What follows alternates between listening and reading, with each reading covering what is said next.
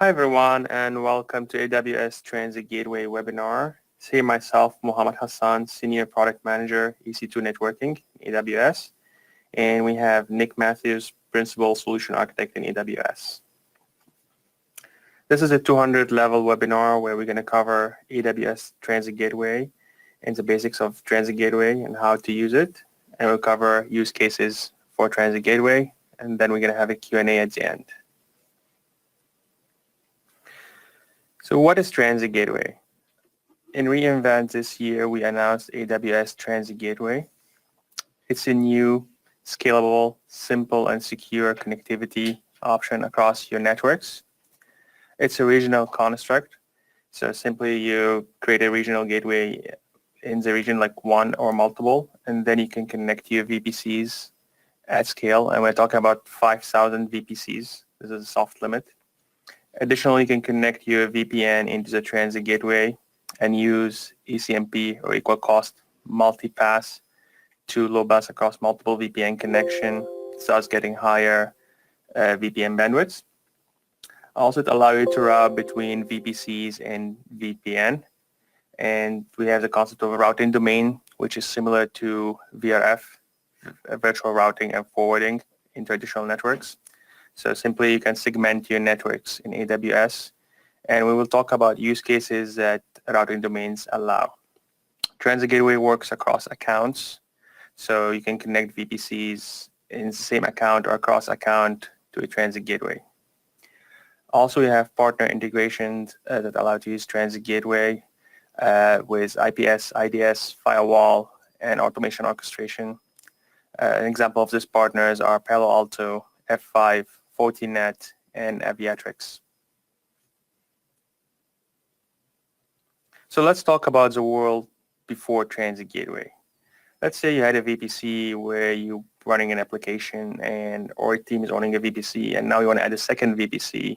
Traditionally, you would use VPC peering to connect these VPCs. Now, let's say you want to add a third VPC. So you have to peer that VPC with 1 and 2. And you keep going on adding peering connections to build a mesh or any-to-any connectivity.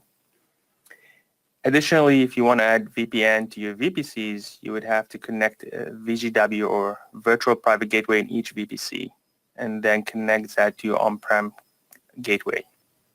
And that required a change management, so you have to go talk to your on-prem admin or gateway admin to push a config on the router.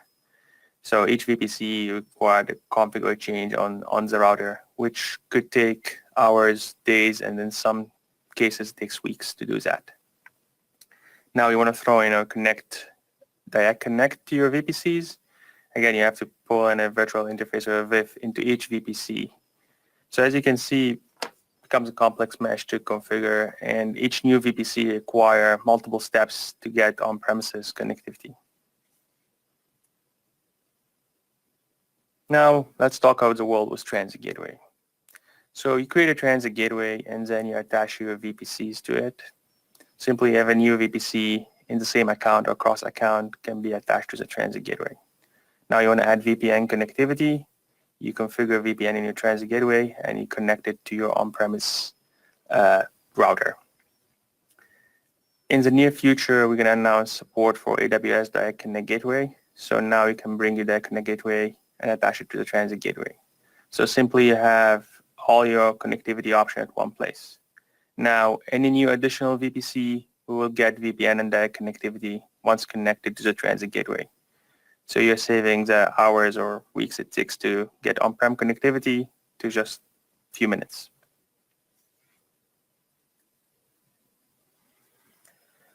Now we'll talk about getting started with Transit Gateway.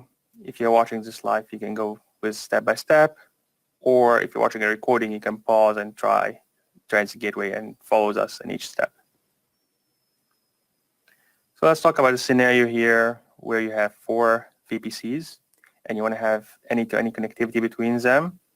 Also, you want to connect these VPCs to your on-prem network or your on-prem router.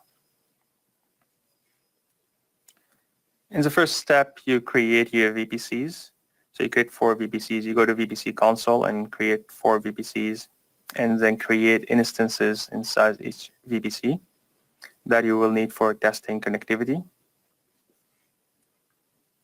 Your next step is to create Transit Gateway. And in that, you just go to the same VPC console. And on the left, you'll find Transit Gateways. And then you click on Create Transit Gateway. Here you have multiple parameters you need to enter. So the first is a name. Give a Transit Gateway to your name. That could be like Test Transit Gateway or Dev Transit Gateway or Prod. Then you provide an ASN for VPN connectivity. Also, there's multiple options there like DNS support, which simply allow you to resolve DNS between VPCs, similar to what you do today with VPC peering, where one VPC can resolve DNS in other VPC, EC2 DNS. ECMP support, that's equal cost multipath, which you can use over VPN that allow you to create multiple VPN tunnels and then spread traffic between them. And the tunnels can announce the same prefixes to the transit gateway. Additionally, we have a default route table that gets created with the transit gateway. That's where all the routes will be propagated and associated. And we'll talk about that in details in the transit gateway basics. But you can disable that if you don't want to have the default route table and you want to create your own route tables. And the last option is an auto accept option. This is when you're connecting transit gateway and cross account. You have an option of auto accepting incoming connection. Without that being checked, you will get a request, pending request for approval for every new VPC that is connected across account.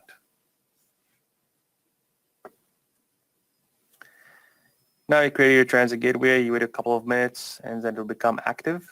Once it becomes active, you can see the route table over there, and you can see the details of your transit gateways that you have created. Now go to the next step. Remember, you have 4 VPCs you want to connect to that transit gateway. So you start with your first VPC. You select the transit gateway. You select the VPC you want to connect. And then you select the subnets where you want the transit gateway ENIs to be placed. So we request you to have a subnet per AZ if you want to have HA. So let's say you have workloads in 3 different availability zones. You create 3 subnets in these availability zones and then select them over here. Transit gateway will take 1 IP from that subnet to be assigned to the transit gateway ENI. You repeat the same step for the 3 other VPCs, and now you have all your 4 VPCs connected to the transit gateway. So if you go to the VPC attachment page, you will see all your VPCs over there, or all your attachments over there. Now you go to the transit gateway route table, you see how the routes get propagated. You will see that we propagated a route for each VPC. That was learned dynamically by the transit gateway. So the transit gateway basically know what is a prefix of that VPC. If you resize a VPC for any reason and create a new prefix, that will also get populated here. You have the option when you create the attachment to disable that and just use static routing if you want, which basically means you will disable propagation and create your own routes. Now, what about VPC route tables? So you have your routes in the transit gateway, which tell how traffic flow from one VPC to the other. But inside the VPC, you still need to add a route toward your transit gateway. In this example, we're putting a summary route, which is a 10./8, basically pointing to the transit gateway. So any traffic destined to the 10.000/8 will be sent to the transit gateway. Additionally, you can also use a 0/0 if you don't use an IGW and you want all your traffic to go through the transit gateway. So you repeat that same step for each of the 4 VPCs. And now you have any-to-any connectivity between your VPCs. So VPC 1 can reach 2 or 3 or 4. So you can do a test. You can go to any of the VPCs and try to ping from an EC2 instance in that VPC, try to ping another instance in another VPC.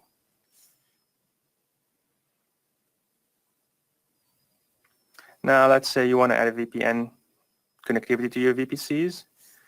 So all you do is you go back to the transit gateway screen and go to the create attachment, And then in this case, you will choose a VPN attachment, and you enter parameters for your VPN configuration like tunnel IP address and so on, and your customer gateway.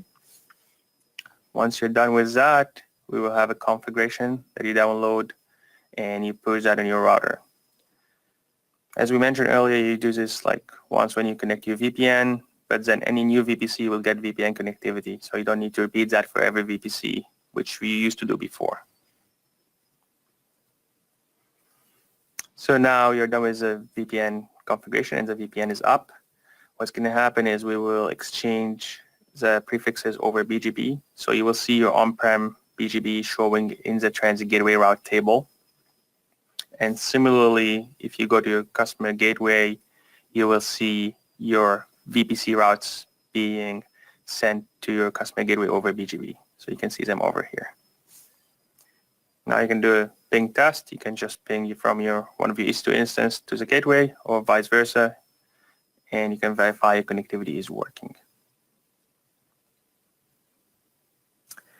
Now we will move to the Transit Gateway basics, and this is to Nick. Thanks, Mohammed.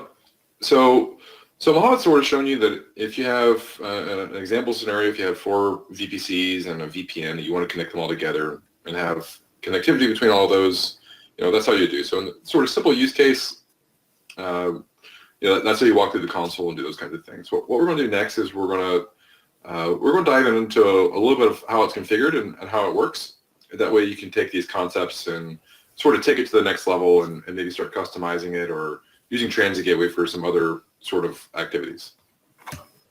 So there's 3 main concepts we need to sort of understand for Transit Gateway. So the first one is an attachment. So much like you attach an internet gateway or a virtual private gateway to your VPC, you also attach a Transit Gateway. So when you attach a VPC to a Transit Gateway, you can attach multiple if you have a use case. But we'll focus on just one Transit Gateway here. So when you attach a Transit Gateway to your VPC, it means that VPC is going to be allowed to send traffic to that Transit Gateway. And whenever you create the attachment, you will specify the subnets that you want to use for the attachment.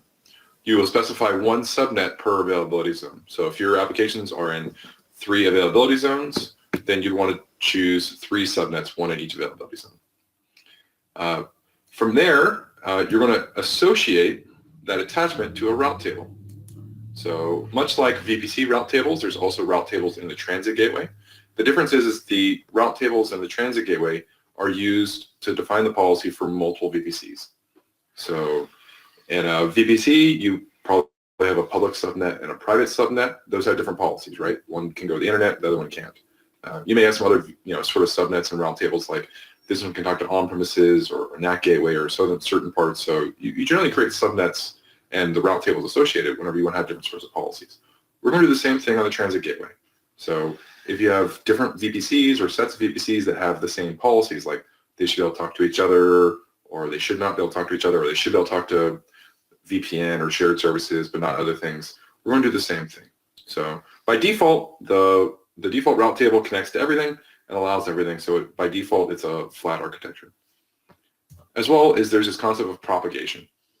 So much like with VPN connections today, if you advertise dynamic routes over a VPN connection or direct connect, you can propagate those routes into a route table. The same sort of concept applies here, but we keep that propagation within the Transit Gateway. And so the propagation is basically going to define who is allowed to reach a VPC. So let's go through these details in a little bit more visual format here. So we create a Transit Gateway. That's this big circle thing in the middle. We're going to attach 2 VPCs to this. We've got 10.1 and 10.2. So from a Transit Gateway perspective, it sees attachments and not VPCs. So it sees a red attachment and a blue attachment.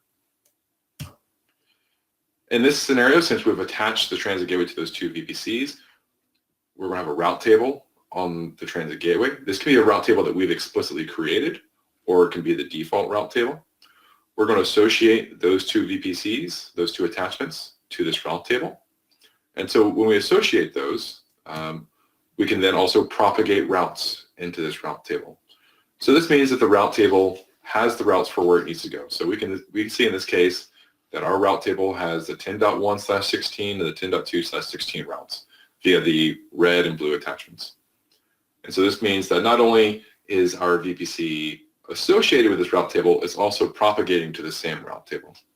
And so the next step we need to do for this is to create static routes inside the VPC. We can also see here that from a default perspective, there's an association and a propagation route table. And so you can see here on the right, we have got association and propagation enabled by default. And that's the default behavior of the Transit Gateway. You can turn that off if you don't want things to do this by default. So in this scenario, we have a specific route table for association and propagation that creates that flat network architecture. So like I mentioned before, the next thing we're going to do is create routes inside the VPC route table.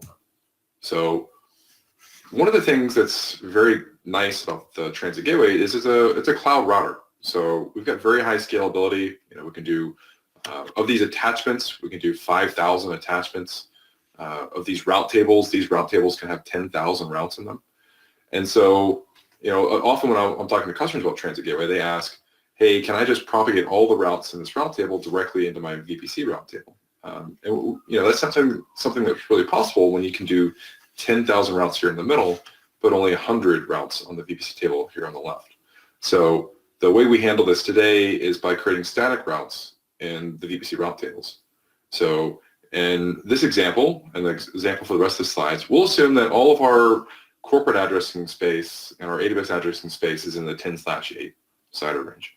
And so what we'll do is we'll create sort of a summary route for the 10/8 pointing to the TGW. We'll have a single TGW identifier, much like the VGW or IGW as well.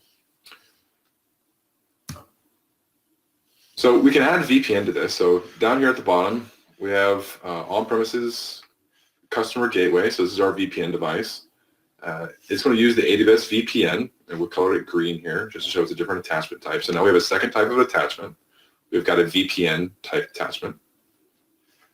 We're going to advertise the 10.99.99 range over BGP, so we're using dynamic routing. And by default, it's going to get thrown into the same route table as our two attachments, our two VPCs here. And so we'll have all three routes, 10.1, 10.2, and 10.99. And so when everything's in the same route table, everything's propagating to the same route table, now everything can reach everything. So if you're using a traditional transit VPC with like a Cisco CSR or something like that, this is the behavior that you get out of the box. If you want to, you can get a little bit more segmented here. So if you said, well, red and blue, they're actually not very friendly with each other, or they're competitors, or they don't trust each other, or for principle of least privilege, they don't really need to talk to each other, so I don't want them to be able to talk to each other. And so what we'll do here is we can create more route tables in the Transit Gateway. And we also call these route domains. I like using the word route domain because it makes it a little more clear that when we make a change here, it affects more than one just VPC. It's no longer just a single VPC route table. So here we can see that we've created a separate route table for both red and blue. And this is where we start to really understand the difference between like associating and propagating routes. So you can see that this red VPC on the left here, in that route table, it only has a single route. It's that 10.99 route that goes to on-premises. And the same thing in the blue. So that means that red and blue actually don't have routes to each other. In theory, you could actually have route table A and route table B be the same route if you wanted to, because it has the same route, the same policy. So even if two VPCs are attached to the same route table, it doesn't mean that they can necessarily talk to each other, because what matters is what routes are in that route table. For the VPN down here at the bottom, we can get to 10.1 and 10.2. So what this means is that the VPN routes are propagated to route table A and route table B, and the red and blue attachments are propagated to the VPN route table. So propagation basically means who can reach me. So red says I'm going to be reachable over VPN, so it propagates routes to the route table that VPN's associated to. Hopefully you're still all with me here. So that gives us sort of like the theory and the concepts for Transit Gateway, and it might seem a little bit abstract right now. So this next area is we're going to take that and we're going to bump it up a little bit. We're talking about some actual use cases we think customers are going to use Transit Gateway for. and how you configure the route tables and VPC route tables to do that. All right, so let's talk about this use case here. So at reInvent, this is something that came up with lots of customers, and this is an architecture where we use a couple different route tables to do segmentation. So in this model, we've got sort of three main VPCs. We've got development, testing, and production. And we've also added this shared services VPC. So the shared services VPC, what I see commonly in there is logging, monitoring, authentication, some security tools or network tools, things like Microsoft AD, but it's usually instances that multiple VPCs need to access. But in this case, when we're deploying applications into these three VPCs, and we've got VPCs for all types of reasons. It could be for segmentation purposes. It could be because of development testing or different lines of business. People have all different types of VPCs and accounts for different reasons. Either way, we've got three of them here. And so we want to make sure that because these VPCs don't need to talk to each other, man, it'd be really nice if they didn't have the ability to. And so, we can use security groups or other things to lock that down, but we also want to add an additional layer through the Transit Gateway route tables to make sure they can't talk to each other. So in this model, we've got two route tables. So we've got the VPC route table. That's where we're going to connect our three primary VPCs here, dev, test, and production. And then we have a shared services and VPN route table where we're going to attach both our VPN connections from on-premises as well as our shared services VPC. And so up top, we've got, we can look at the routes and basically says, okay, what can these three VPCs access? Well, they have the 10/8 route to VPN, and they have the 10.4 route to the shared services VPC. That's the only thing they can access. So again, this is a use case where they're all on the same route table but can't actually communicate with each other.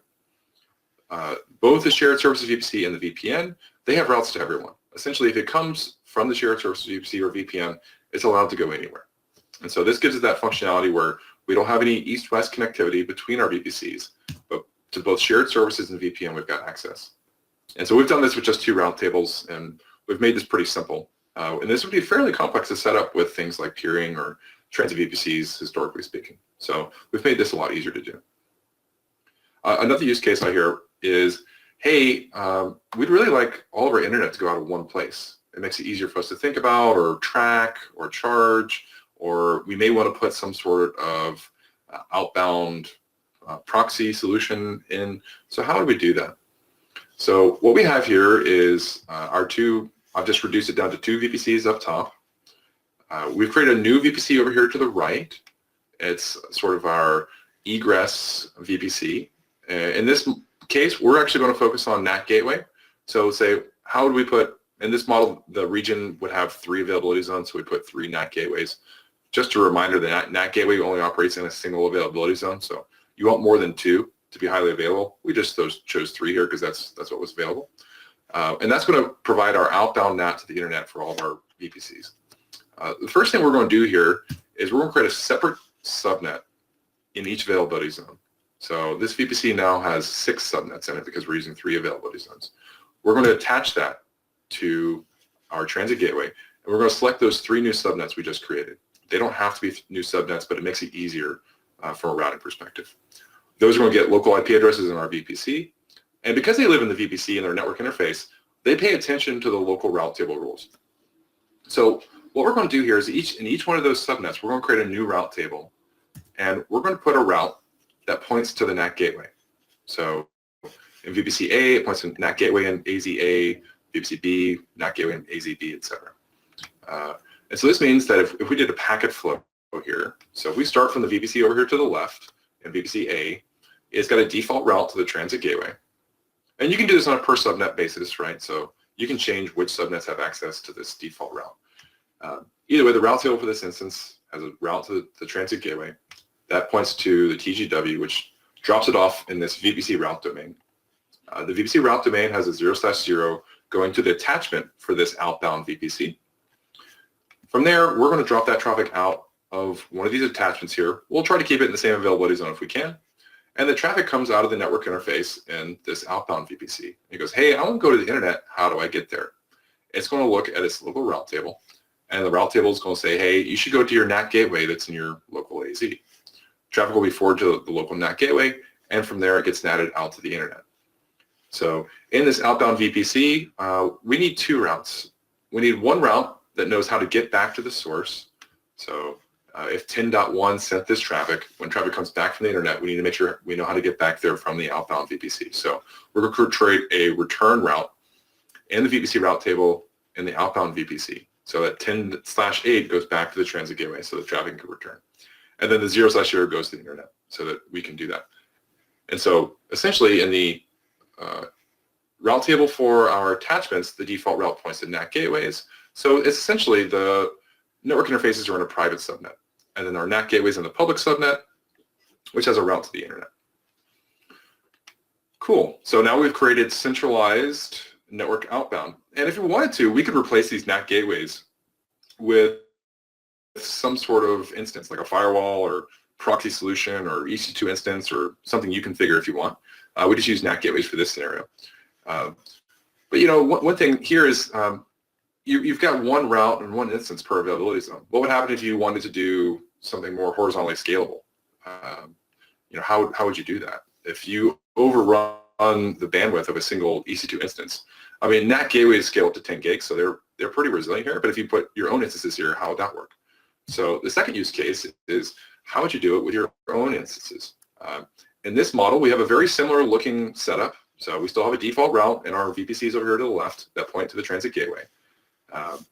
We still have our sort of outbound VPC over here to the right, but now we're drawing green lines. What is that for? Well, now we're going to be using VPN. So this looks a lot like transit VPC that we've been doing for a long time, where we use VPN to connect to things. The difference here is we're using VPN only to the transit gateway. We're not doing VPN to all the spokes here. So we're still using network interfaces and transit gateway, which can do, you know, up to 50 gigabits of traffic there. So we're getting a lot over the existing transit VPC. In addition, the traditional transit VPC doesn't do equal cost multipath or ECMP, which means that now with transit gateway, if you advertise the same routes over BGP, we're going to spread traffic across every link that advertises the same prefix. So we're no longer limited to 2. So we can add a third instance here now, which, you know, we've tested that up to 50 tunnels. And so you can scale this thing out horizontally. And so we're using BGP now. So these instances are going to be terminating VPN, advertising a 0/0 through BGP. We're going to propagate that 0/0 route into the VPC route domain so that all the VPCs are receiving the routes that we're going to advertise through VPN into the VPC route domain. The route domain for the outbound VPC here will have all the VPC side ranges in here. So in this scenario, just 10.1 and 10.2.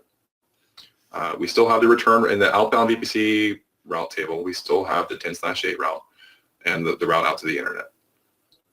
So the cool thing is now we've got it's horizontally scalable. We do need to apply source NAT before it goes out to the internet. So if you want to do things like firewall, data loss prevention, URL filtering, that kind of stuff, we've got a pattern to do that. So I've also heard like, okay, well, what if I want to centralize all my ingress internet? How do I do that? Well, why do people ask that question is probably more important to talk about first. So one is if you have some sort of inbound solution like a web application firewall that you want to run, so something like an F5 or Barracuda or Imperva solution, something like that. Or I've also seen customers say like, hey, my network engineers really want to log into a, you know, Cisco box or a SD-WAN box because, you know, they want a command line that they can touch because the transit gateway, you know, they don't like it for whatever reason. It's not theirs. So you want to put a box in front of transit gateway so your entryway into AWS looks like the rest of your network. So that's sort of the traditional SD-WAN use case. The way we do this, it looks very similar again. So our VPC here on the left has a default route to the transit gateway. We've got this outbound VPC over here to the right, and all the ingress internet's going to come in through there. So again, if we want to do our WAF or third-party load balancing or that kind of stuff, we can put that there. What we'll do is we'll create a customer gateway on premises, and we'll do tunnels to this. So these could be your branch offices. These could be your data centers. This could also be something like client VPN. And that would terminate onto these different instances. And so now you've created sort of this edge layer in front of your transit gateway. You probably run BGP over that typically. You could advertise as sort of as many prefixes as you want, up to 10,000. And so you advertise all these prefixes into this new edge that you've created. These could be firewalls, SD-WAN, et cetera. And then you would then propagate those routes into the VPC route table. And so now the VPC route table over here in the VPC route domain would have all the prefixes that you've advertised into these SD-WANs or whatever they might be. And so from here, now we've got sort of this nice entryway into AWS. And this is also horizontally scalable. So we can do, again, up to 50 of these. So roughly around 50 gigs or so has already been tested of throughput through this sort of model. Now, we still have SourceNet enabled on these. So you probably want to do SourceNet inbound into the AWS if you're using things like firewalls or anything that's stateful. If you're using anything that's not stateful, like, I don't know, DMVPN, a lot of the SD-WAN solutions, anything that's not really doing any security inspections is typically be stateless, which means you could then turn off the SourceNet. If it's stateful, turn on NAT. If it's not stateful, you can turn it off. So I'm pretty excited about this because, a lot of the, sort of big customer sort of questions I get sometimes, or even just customers that want to be more careful about how they handle the internet, is always usually around ingress and egress internet, and we can do that now. And so, you have to understand, NAT a little bit, and you have to understand some of the route tables. We're working with most of the sort of traditional network security partners to formalize these types of functionality so that when you go talk to those teams, they'll have a design that they can work with you on. Either way, this gives us a lot more flexibility in terms of how you want to move or migrate to AWS, as well as what type of services you can offer to your VPCs and giving you a sort of more central way to control that. So, Mohammed, would you like to talk about some plans and roadmap and some of those kinds of things? Thank you, Nick. So let's cover the future plans and conclusion. So in our roadmap, we have Direct Connect Gateway attachment, as we mentioned earlier. So simply, you'll be able to attach your Direct Connect gateways to transit gateways. Also, we are planning to have transit gateway inter-region peering. So you can peer to transit gateway in different regions. Direct Connect Gateway attachment is coming in Q1 2019, and transit gateway inter-region peering in mid-2019. So with these two features, you'll be able to build a global network. So you can have your Direct Connect Gateway, which is global, attached to transit gateway in different regions, and then you can connect transit gateway in different regions over peering. That allow you to have use cases like disaster recovery between regions, or if you want to have branch-to-branch forwarding through transit gateways. Additional advanced feature routing is on our roadmap, and we would like to hear your feedback. So reach out to us or to your account representative if you have any specific features you would like to see in Transit Gateway.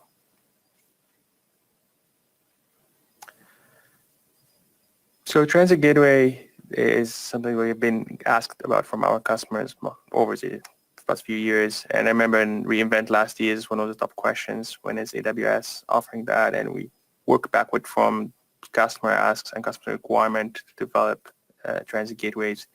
This gives you easier connectivity. So as you have seen, you can connect thousands of VPCs to it, connect your VPN. In the future, you have that connect. Also gives you better visibility and control over your network. So now you could have your networking team or InfoSec team control the connectivity between VPCs and connectivity to on-prem. And you get on-demand bandwidths with the ECMP over VPN. And our team has tested up to like 50 gig of bandwidth over VPN between transit gateway and on-premise.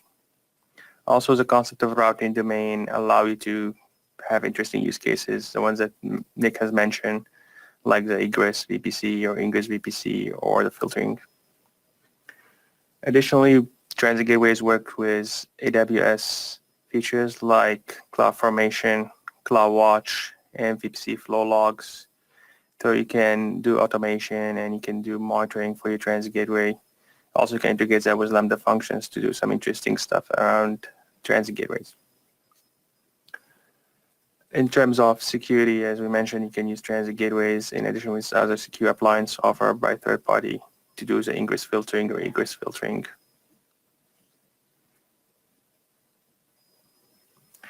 And now we're going to have a mini FAQ. where I'm going to ask questions and Nick will answer. So let's start with All the right. first one. What is the bandwidth for a VPC attachment? I hear the number 50 gig or 1.25 gig. So can you explain? Yeah, sure. So, at least at reInvent, this is a question that we got over and over again, because in the traditional model today, there's a couple different limits you have to worry about. So right now, inside of VPC, you're only limited by your instance bandwidth. So it was 25 gigs, now it's 100 gigs. Over Direct Connect, commonly people think there's a limit there, but that limit's actually just limited to your port speed. But the one that people get hooked up on is that 1.25 gigs for a VPN connection. And so in a traditional virtual private gateway, you can connect one VPN to one VPC. You can do 1.25 gigs per tunnel on that. We've brought over most of that code and most of that functionality into Transit Gateway, and so that 1.25 limit actually still exists. But the difference is now with equal cost multipath, we've tested up to 50 tunnels there, so we can do 50 gigs of VPN bandwidth. In between VPCs, since we're using native virtual network interfaces there, we can also do 50 gigs of bandwidth there. So if you want to, you can use it as an alternative to peering. From a billing perspective, the data transfer fee and for Virginia, for example, is 2 cents for the egress VPC. If you compare that to VPC peering, it's 1 cent and 1 cent out. So it's basically cost neutral, assuming both accounts are in the same, or both VPCs are in the same account. And then I also get questions about like, okay, well, how are you getting 50 gigs? Because, you just told me that like a single instance can only do like 25 or 100. Like, how does that work? And the way the whole bandwidth and functionality works under the hood is all based upon AWS Hyperplane. And so that's basically a platform we've created internally that we've used to launch a number of features. So it's been in use for years for things like NAT Gateway, elastic file system mounts, for network load balancer. And so it gives us the ability to basically expose a single IP address per availability zone. So think about network load balancer or NAT Gateway in that regard.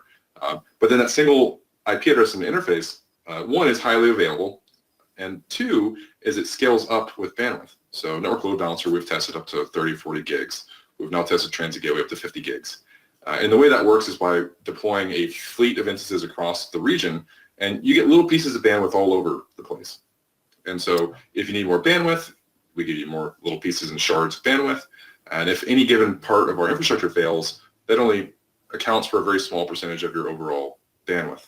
And so I think it's actually a great transition into the next question, which I'll let you ask here just for presentation purposes. Sure. So Transit Gateway is actually an ENI that shows up in your VPC, and you can have multiple of these. So how availability works with Transit Gateway across zones? Sure. Yeah. So it goes back to the Hyperplane stuff. So we want to try to keep the traffic within the same availability zone if we can. That way you don't create dependencies across availability zones if we can, do that for you. Another one is because we're doing all the health checking of this Hyperplane fleet, just like network load balancer, you don't have to worry about your network load balancer, even though it has, one API to talk to it. It doesn't have, it doesn't have any single points of failure. So under the hood of all this stuff, we're doing is a distributed system. We're doing distributed health checks. And so if we have small problems or hotspots in the Transit Gateway in certain parts, we can detect that, we can fail around it. And because it's horizontally scalable, it shouldn't cause any customer impact there. And so if you want to, you can connect 5,000 VPCs to this thing with confidence. And we actually have a session last year that was a Hyperplane. It's talking about the details of that if anybody's interested to learn about it. Next question is on VPC services like Private Link or Network Load Balancer or NAT Gateway. Does it work with the Transit Gateway? Sure. Yeah. So we haven't taken away any existing options with Transit Gateway. So all the network patterns you love or maybe love, you can still do those if you want. Now it does offer some cool things now. Like, so we showed you how to centralize your NAT gateways. So you can also do things like if you want to centralize Private Link. So Private Link is a service that we launched last year at reInvent, and that allows you to basically granularly share a single service to multiple VPCs, even if they have the same CIDR ranges. And so a lot of customers have asked us, because there's a billing model associated with Private Link on a per endpoint basis. They said, hey, now that I can have this scalable transit gateway, can I centralize my private links? The answer is yes. You would put, your private links in one VPC. You would need to fix the DNS because it uses local DNS to make sure it gets sent to that local IP address. And so you would have to make sure the DNS is shared across the VPCs that want to share a centralized private link. And you probably want to look at the AWS Route 53 Resolver service that we launched at reInvent. So I expect that some of the team here will put together blog posts and that kind of thing. But to get your head around that idea, you can do that. For network load balancers, you can still probably do that on a sort of per VPC basis. If you wanted to do centralized inbound network load balancers, it'd be a little bit tougher because the targets for a network load balancer need to be in the same VPC. But if you're using things like IP addresses target or some of those kinds of things, you can also sort of centralize that.